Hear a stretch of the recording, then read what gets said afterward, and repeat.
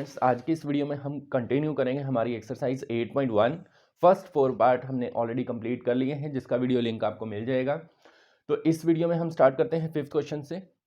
Show that if the diagonal of quadrilateral are equal and bisect each other at right angles. मतलब अगर एक quadrilateral है, quadrilateral आपको पता है क्या होता है, जिसमें 4 साइड्स होती हैं, उसको हम बोलते हैं क्वाड्रिलेटरल। अब इसको हम नाम दे देते हैं ए, बी, सी और डी। ABCD क्वाड्रिलेटरल है, दैट मीन्स क्वाड्रिलेटरल है, 4 साइड्स हैं और कोई प्रॉपर्टी हमें नहीं बताई गई है। उसके बाद जो बताया गया वो बताया गया डायगोनल जो है वो इक्वल है और बाइसेक्ट कर रहे हैं एक दूसरे को। डायगोनल होते हैं ये वाले, ठीक है, एक दूसरे को बाइसेक्ट भी कर रहे हैं। ओ पॉइंट, यहाँ पे ओ पॉइंट मेंशन कर देते हैं। और राइट एंगल पे, that means all these angles are of 90 degrees, ठीक है। तो ये डायगोनल बाइसेक्ट भी कर रहे हैं और इक्वल भी है। तो दैट मीन्स गिवन क्या है, हमें गिवन क्या है, diagonals are equal, that means A C, यहाँ मैं गिवन लिखता हूँ A C is equal to B D, एक तो ये गिवन है। और बाइसेक्ट भी करने हैं, that means A O is equal to O C and B O is equal to O D, ठीक है। और राइट एंगल पे बाइसेक्ट कर रहे हैं, तो इन एंगल्स को मैं नाम दे देता हूँ 1, 2, 3 एंड 4। तो यहाँ लिखेंगे angle 1 is equal to angle 2 is equal to angle 3 is equal to angle 4 is equal to 90 degrees, ठीक है। तो ये मेनली हमें जो गिवन है, ठीक है, तो इसका यूज करके हमें बताना है then it is a square. तो ये शेप एक स्क्वायर होगी, तो ये हमें मेंशन करना है। अब इसके लिए देखो क्या करना पड़ेगा हमें। सबसे पहले स्क्वायर दिखाने के लिए 4 साइड्स इक्वल दिखानी पड़ेंगी, तो ये रोम्बस बन जाएगा। और अगर हम कोई एक एंगल 90 डिग्रीज का दिखा दें, तो ये अपने आप ही क्या बन जाएगा, स्क्वायर बन जाएगा, ठीक है। तो मतलब पहला काम होगा हमारा इनको साइड्स को इक्वल दिखाने का। तो उसके लिए हमें क्या करना होगा, सबसे पहले देखें, आप ये दो ट्रायंगल लें, इन दो ट्रायंगल को अगर कॉन्ग्रुएंट कर देते हैं तो ये साइड इसके इक्वल हो जाएगी, है ना। और इन दोनों को इसके इक्वल कर देते हैं तो ये इसके इक्वल हो जाएगी। फिर इनको क्रॉस करेंगे एक दूसरे के साथ, ठीक है। तो हमारा जो है ये ऑल साइड्स इक्वल आ जाएंगी। और उसके बाद हम इस एंगल को 90 डिग्रीज का दिखाएंगे। तो इसमें थोड़ा लंबा प्रोसीजर रहेगा, ध्यान से स्टेप समझना क्या है। फर्स्ट स्टेप में 4 साइड्स इक्वल करनी है, तो हम लेते हैं triangle A O B and triangle AOD, ठीक है। AOB और AOD हम ले रहे हैं। अब इसमें देखो AOB और AOD में, तो सबसे पहले आपको क्या गिवन है, एक तो आप लिख सकते हैं इसमें AO common, AO is equal to AO और ब्रैकेट में लिखेंगे हम कॉमन, ठीक है। रीजन देना कंपलसरी होता है इस तरह के क्वेश्चन में। और उसके बाद देखो ये BO और OD बराबर है, क्योंकि डायगोनल बाइसेक्ट करने हैं, यहाँ पे हमने गिवन लिखा हुआ है, तो हम यहाँ लिखेंगे BO is equal to OD, इसमें ब्रैकेट में हमने लिख देना है गिवन, ठीक है। थर्ड चीज क्या होगी, इधर वाले ट्रायंगल में आता है एंगल 1 और इधर वाले में 4, तो हम यहाँ लिखेंगे angle 1 is equal to angle 4 और ब्रैकेट में लिख देंगे 90 डिग्रीज। तो ये कॉन्ग्रुएंट हो गई, तो that means triangle AOB congruent to triangle AOD, bracket में लिखेंगे बाय, कौन सी है, दो साइड्स हैं, एक एंगल है SAS।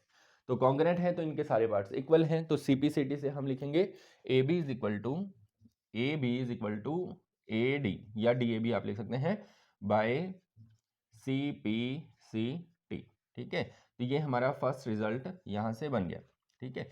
सेम वे में अब देखो ये इसके बराबर हमने कर दी है, अब इसको जो है इसके बराबर कर देते हैं, फिर इनको क्रॉस कर देंगे इसको इसके बराबर, मतलब 3 यहाँ पे ट्रायंगल हमें कॉन्ग्रुएंट करनी पड़ेंगी। अब इसको इसके बराबर करते हैं, इन ट्रायंगल COD, देखें आप डायग्राम में COD and BOC and triangle BOC। अब इसमें अगर आप देख रहे हैं ध्यान से, तो सेम वे में हम सिमिलरली लिख के भी कर सकते हैं, BO is equal to OD, OC common, BO is equal to OD, ये क्या है गिवन, और आपकी line OC is equal to OC, ये हो जाएगी कॉमन, ये क्या हो जाएगी कॉमन। और एंगल इसमें 2 आ रहा है और इसमें आ रहा है 3, तो हम यहाँ लिखेंगे angle 3 is equal to angle 2, 90 degrees, ठीक है। अब आप क्या करेंगे, अब आप यहाँ से लिखेंगे ये कॉन्ग्रुएंट है, तो in this way triangle COD congruent to triangle BOC, फिर से बाय SAS, ठीक है, ये कॉन्ग्रेंट हो गई। अब कॉन्ग्रेंट होने के बाद इसके कॉन्ग्रेंट होने से कौन सी साइड बराबर होगी, B C is equal to C D.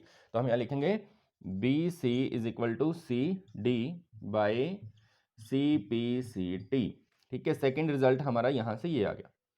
ठीक है, A B is equal to A D, B C is equal to C D. अब हम क्रॉस ट्रायंगल लेंगे, या तो इन दोनों को लो या इन दोनों को लो, ठीक है, आपकी मर्जी है। तो इन दोनों को मैं लेता हूँ ए और बी। तो बेटे इसमें सिमिलरली लिख के करेंगे हम, क्योंकि सेम वे में आपने करना है। तो मैं यहाँ लिखूंगा similarly triangle A O B is congruent to triangle B O C. ये वाली ट्रायंगल जो है वो इसके कॉन्ग्रेंट है। ठीक है, तो यहाँ से क्या आ जाएगा, सिमिलरली लिख के हमने करना है। तो by S A S, same way में कैसे कॉन्ग्रेंट करोगे, ये कॉमन है, ये लाइन इसके बराबर है, ये एंगल बराबर है। ठीक है, तो यहाँ पर ये हो गया, तो इसकी वजह से इसकी लाइन ए बी और इसकी लाइन बी सी बराबर आएगा। A B is equal to B C, ये बराबर आ गया by C P C T. अब हमारे पास तीन इक्वेशन बनी है, फर्स्ट, सेकेंड और ये है थर्ड।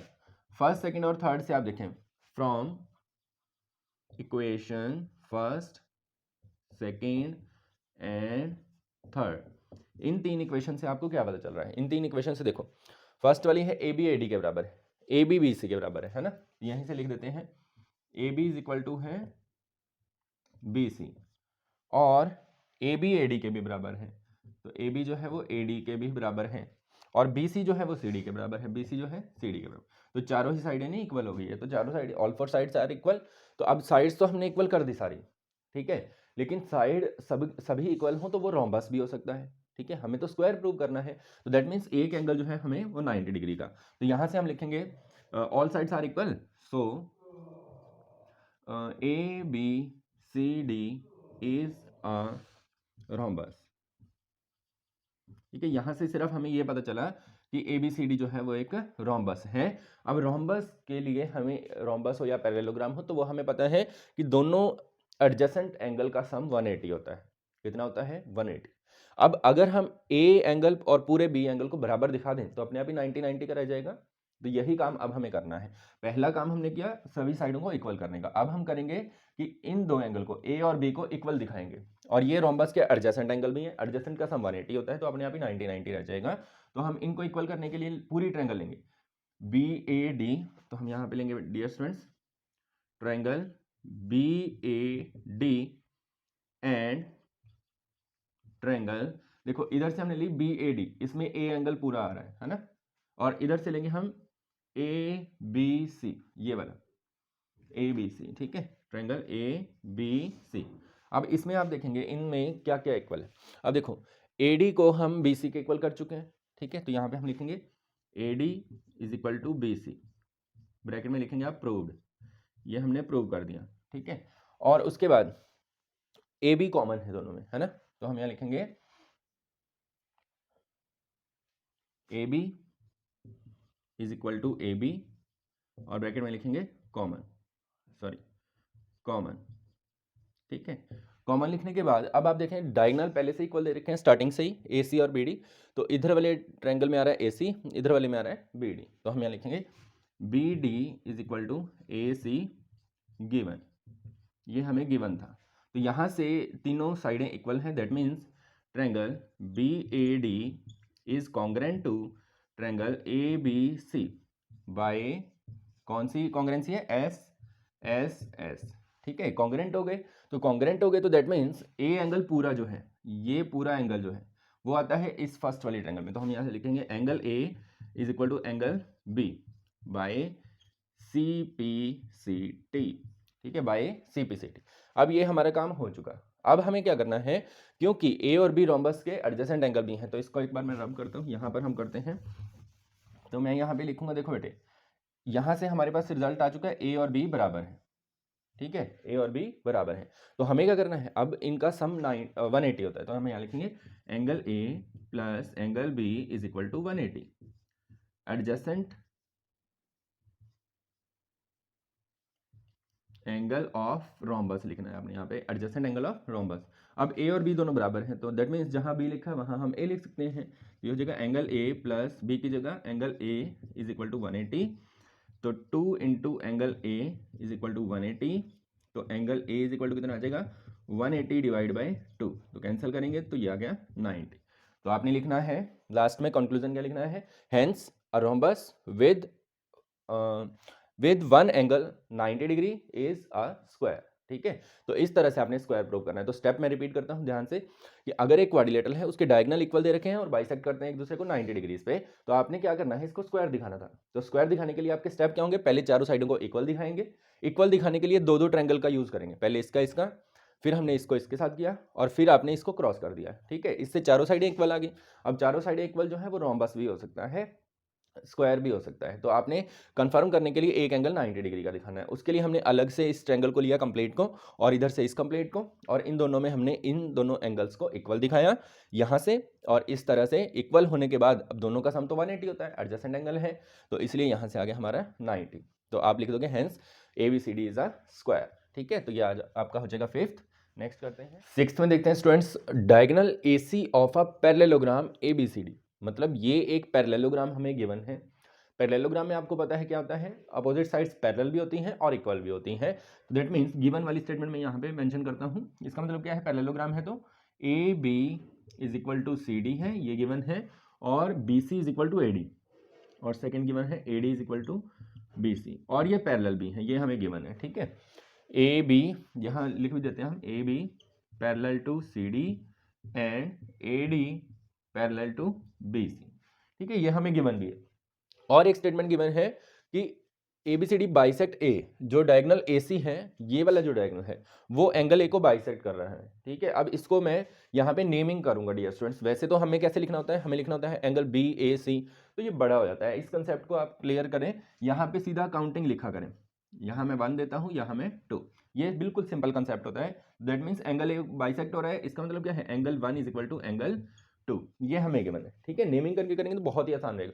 अदरवाइज बच्चे बहुत ज़्यादा कंफ्यूज होते हैं, BAC CAD DAC, तो इस तरह से कंफ्यूजन से बचने के लिए सीधा इसको नेमिंग कर देनी। तो हमें फर्स्ट प्रूव क्या करना है, show that it bisect C also. मतलब ये डायगोनल जो है वो C को भी बाइसेक्ट कर रहा है। इसका मतलब ये एंगल हमें इसके इक्वल दिखाना है, मतलब 3 एंगल को 4 के इक्वल दिखाना है, ये हमें रिक्वायर्ड टू प्रूव है।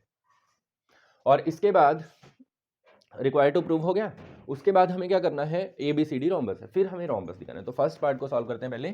फर्स्ट पार्ट इसमें रिक्वायर्ड टू प्रूव, RTP लिख देता हूँ मैं। रिक्वायर्ड टू प्रूव क्या है, रिक्वायर्ड टू प्रूव है एंगल बाइसेक्ट C, इसका मतलब एंगल 3 को एंगल 4 और 3 को हमें इक्वल दिखाना है। ठीक है, अगर ये इक्वल दिखा दिया फिर हम सीधी लाइन लिख देंगे, it also bisect angle C। तो कैसे दिखाएंगे, सबसे पहले आप देखें, ये है पैरेललोग्राम, है ना। तो यहाँ से मैं आपको एक चीज़ बताता हूँ कि एक तो हमें गिवन है 1 और 2 बराबर है ना। तो यहाँ से मैं लिखता हूँ first result, angle 1 is equal to angle 2, ये हमें गिवन है। ठीक है, ये हमें गिवन है। दूसरा आप देखें, आपको पता है अल्टरनेट इंटीरियर एंगल भी होते हैं। पैरेलल लाइन्स हो अगर दो, तो उसमें अल्टरनेट इंटीरियर एंगल होता है। फॉर एग्जाम्पल यहाँ पर देखो आप, ये जो है CD लाइन और AB लाइन, इनका अल्टरनेट इंटीरियर एंगल कौन से बनेंगे, 4 और 1। क्लियर है ना सबको। तो यहाँ पे हम लिखेंगे angle 1 is equal to angle 4 alternate interior angle. ठीक है, AIA लिखा है तो आपने फुल लिखना है alternate interior angle. Same way में आप देखें, ये इक्वल होते हैं अल्टरनेट इंटीरियर एंगल। अब मैं लेता हूँ BC और AD को। अब इसमें देखें आप, अगर इस तरह से जेट रिलेशन देखें हम, तो एंगल 2 जो है वो अल्टरनेट है 3 का, 2 और 3। तो हम यहाँ लिखेंगे angle 2 is equal to angle 3 alternate interior angle. ठीक है, ये भी अल्टरनेट इंटीरियर एंगल हो गया। तो अब देखो इन तीनों रिजल्ट से हमें क्या पता चल रहा है, देखो from first second and third.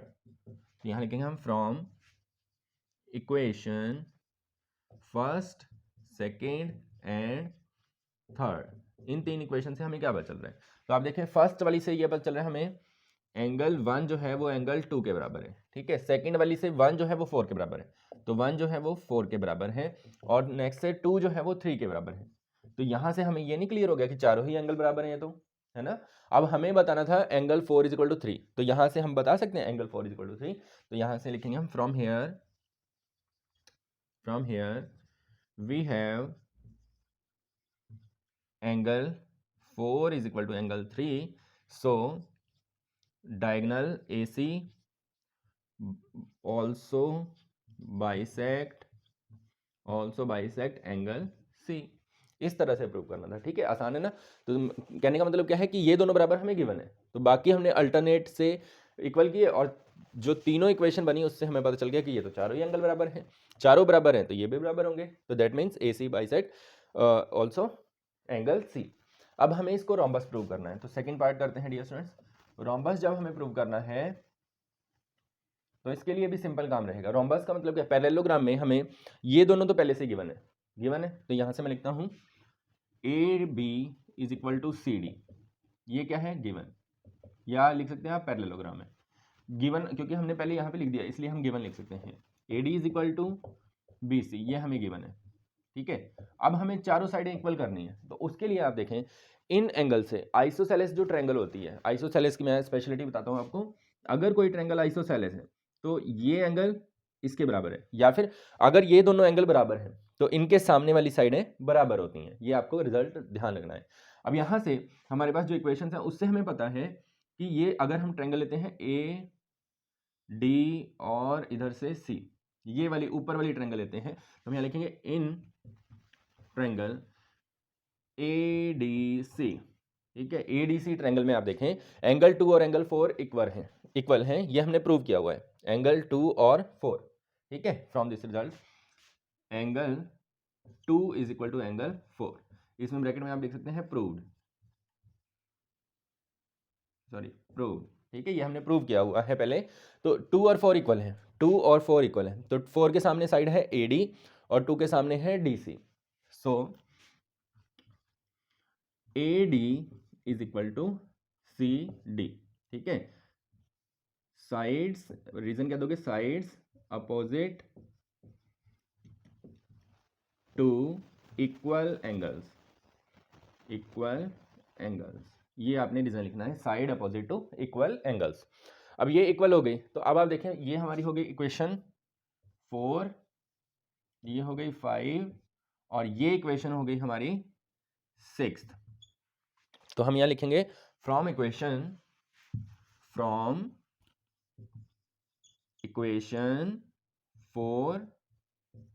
5 and 6, इन तीन इक्वेशन से देखें, फर्स्ट से पता चल रहा है हमें ए बी जो है वो सी डी के इक्वल है, सेकंड से पता चल रहा है हमें ए डी बी सी के इक्वल है, थर्ड से ए डी सी डी के इक्वल है, मतलब सी डी जो है वो किसके इक्वल है, ए डी के, और ए डी जो है वो किसके इक्वल है, बी सी के। तो दैट मीन्स चारों ही साइडें इक्वल हैं, चारों साइडें पैरेललोग्राम की चारों साइडें अगर इक्वल हों तो या फिर हेंस भी आप लिख सकते हैं,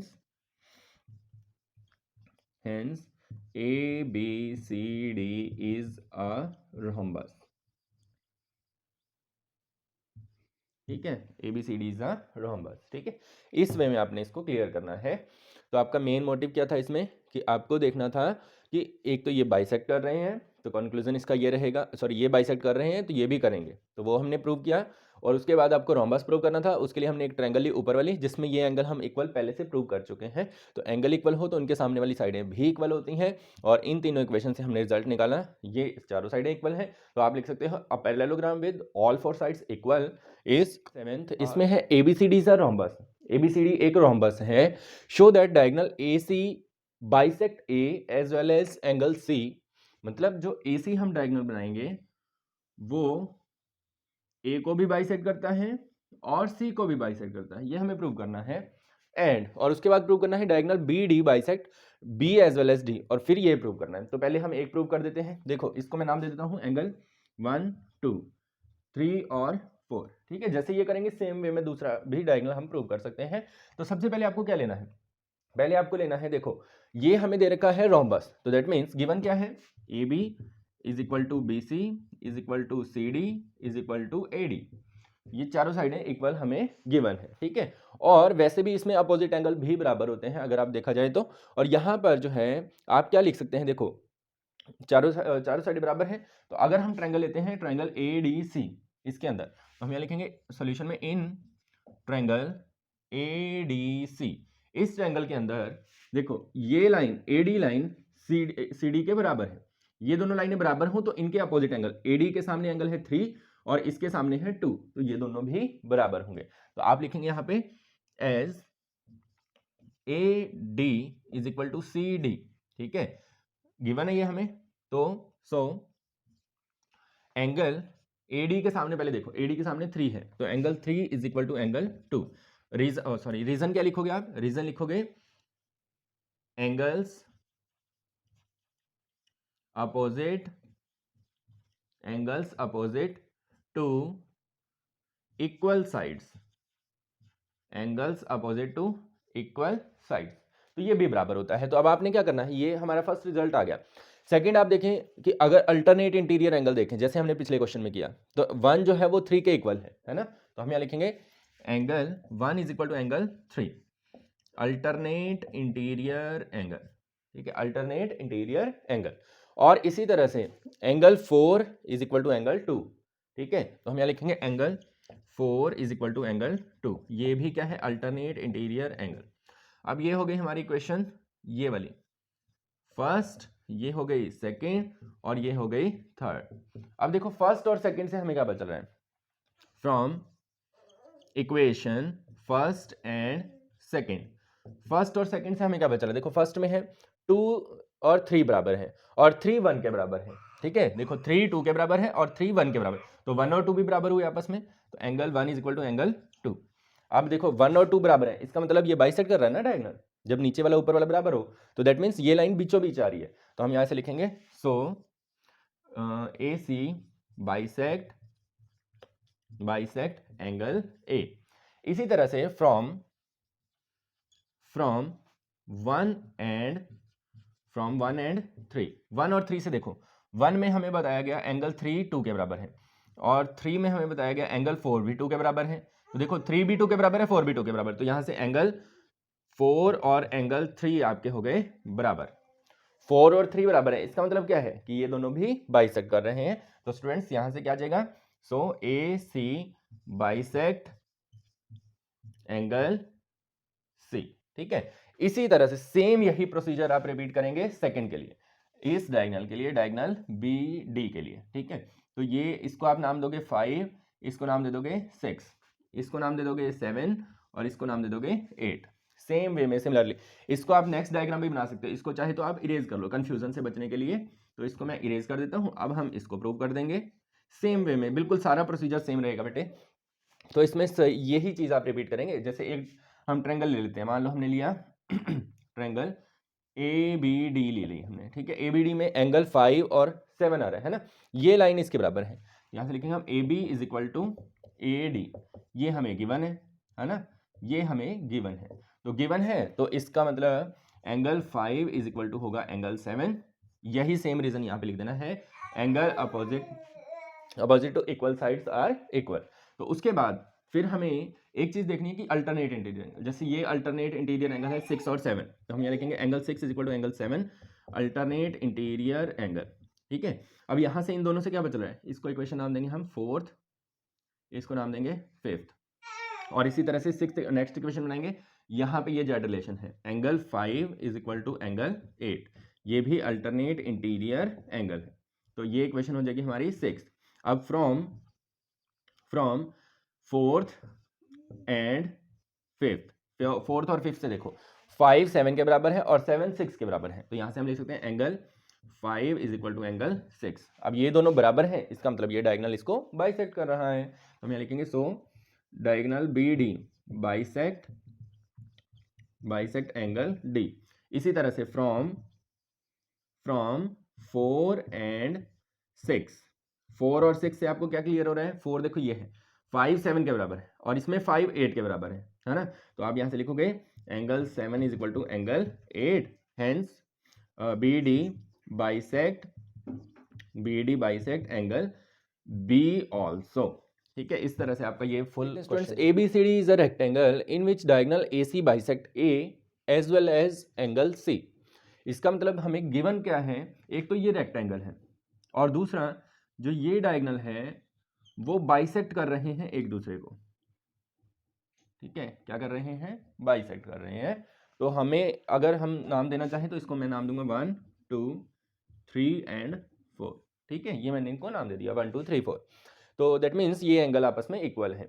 तो हमें क्या प्रूव करना है, फर्स्ट में हमें प्रूव करना है, फर्स्ट पार्ट में ABCD इज अ स्क्वायर, मतलब ये एक स्क्वायर बन जाएगा अगर इस तरह से हो रहा है तो। रेक्टेंगल तो ये है ही, मतलब एक चीज़ तो हमें कन्फर्म है पहले से कि ए बी जो है लाइन, ए बी ये वाली लाइन सामने वाले के बराबर है क्योंकि रेक्टेंगल है। और दूसरा हमें क्या गिवन है, दूसरा हमें गिवन है A D is equal to B C, A D is equal to B C, ये भी गिवन है हमें, ठीक है। तो इन दोनों चीज़ों के ब्रैकेट में आप लिख सकते हो गिवन, ठीक है। उसके बाद अब ये गिवन हो गया, अगर हम क्रॉस में इक्वल दिखा दें इनको तो अपने आप ही स्क्वायर बन जाएगा, है ना। तो कैसे दिखाओगे आप, सबसे पहले आपको गिवन है कि ये रेक्टेंगल है, तो रेक्टेंगल के सारे एंगल बराबर होते हैं 90, ये भी 90, तो मैं लिखेंगे angle A is equal to angle C. क्यों, because A B C D is a rectangle, इसलिए ये इक्वल है, रेक्टेंगल है। अब अगर ए और सी इक्वल है तो इनका हाफ भी इक्वल होगा, है ना। फॉर एग्जांपल एक एंगल 120 डिग्री का है, दूसरा भी 120 का है, अगर उनका हाफ कर दें तो 60 60 तब भी इक्वल रहेंगे ना। तो हम यहाँ लिखेंगे डिवाइड बोथ साइड बाय 2, तो that means angle A by 2 is equal to angle C by 2।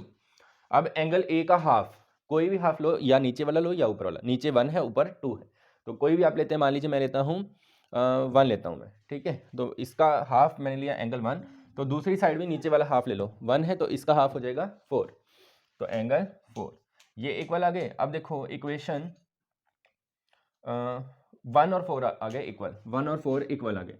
अब अगर आप देखते हैं ट्रायंगल ए बी सी में, इन ट्रायंगल ए बी सी में 1 और 4 इक्वल है, 1 और 4 इक्वल है, तो इस वजह से A B is equal to B C. Bracket में रीजन क्या दोगे, sides opposite to, sides opposite to equal angles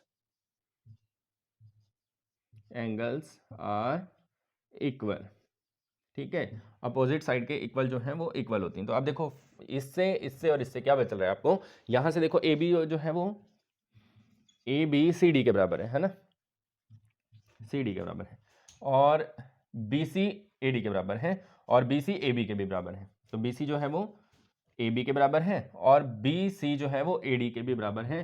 तो दैट मीन्स चारों ही साइड ये तो इक्वल हो गई, तो all four sides are equal. So A B C D is a, यहां लिख दो A B C D is a square, a rectangle with all equal sides is known as square. उसके बाद सेकंड में हमें प्रूव करना है B D bisect B as well as D. इस तरह क्वेश्चन हम ऑलरेडी कर चुके हैं, पिछले प्रीवियस क्वेश्चन में भी किया था हमने, तो इसको मैं इरेज कर देता हूँ, अब हमें इसकी जरूरत नहीं पड़ेगी, ठीक है। तो अब हम डायगोनल बी डी लेते हैं, तो आप इस वे में क्या कर सकते हैं, नेक्स्ट डायग्राम बना सकते हैं सेकंड के लिए। तो सेकंड पार्ट हम सॉल्व कर रहे हैं यहाँ पर। तो इसमें देखें डियर स्टूडेंट्स, हमें ये दिखाना है कि ये एंगल इसके इक्वल है, क्योंकि बाइसेक्ट दिखाना है, और ये एंगल इसके इक्वल है। तो कैसे दिखाएंगे, पहले भी मैंने आपको करवाया था। अब 1 2 3 4 एंगल हम यूज कर चुके हैं, तो हम यहाँ पे लिखेंगे 5 6 7 8, ठीक है। मतलब 5 को 6 के इक्वल दिखाना है, 7 को 8 के इक्वल दिखाना है। तो उसका मेथड क्या रहेगा, सेम वे में सबसे पहले तो आप क्या करेंगे, अब ये सारी साइडें हम इक्वल कर चुके हैं, सारी साइडें इक्वल हैं। तो अगर आप देखो लेते हैं triangle, in triangle A B D triangle में आप देखें A D is equal to B A B, इसमें आप लिख सकते हैं प्रूव्ड, ये हमने प्रूव कर दिया, या इट इज अ स्क्वायर। अब ये बराबर हैं तो इनके एंगल भी बराबर होंगे, angle 5 is equal to angle 7, reason वही देंगे आप, angles opposite to equal sides, angle opposite to equal sides, तो ये भी बराबर होंगे। अब यहां से ये बराबर हो चुके हैं। अब आपको एक चीज पता है, अल्टरनेट इंटीरियर एंगल, ये एंगल जो है वो इसका अल्टरनेट है ना, इसका अल्टरनेट है, दैट मीन्स 6 और 7 जो है वो बराबर है। तो आप लिख सकते हैं angle 6 is equal to angle 7, alternate interior angle, ठीक है। और यहां से आपको क्या क्लियर होगा, देखो 5 7 के बराबर है और 6 भी 7 के बराबर है, ये दोनों 7 के बराबर है, दैट मीन्स 5 और 6 बराबर है। तो from here we have angle 5 is equal to angle 6, so B D bisect angle D. Same way में इधर से इसका अल्टरनेट इंटीरियर एंगल कौन है, 8, तो आप लिखेंगे angle 5 is equal to angle 8। अब यहां से और यहां से, इन दोनों से आप देखो क्या क्लियर हो रहा है, 5 7 के बराबर है, 5 8 के भी बराबर है, तो 7 और 8 भी आपस में बराबर हुए, so 7 is equal to 8, B D also bisect angle B. ठीक है, इस तरह से आपका ये क्वेश्चन होगा कंप्लीट।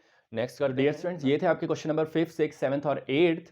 और नेक्स्ट जो हमारे बच्चे का क्वेश्चन है उसके लिए आप पार्ट 3 देख सकते हैं वीडियो का, जिसका लिंक भी आपको मिल जाएगा लास्ट में। तो देखते रहिए और सब्सक्राइब करना ना भूलिएगा। धन्यवाद।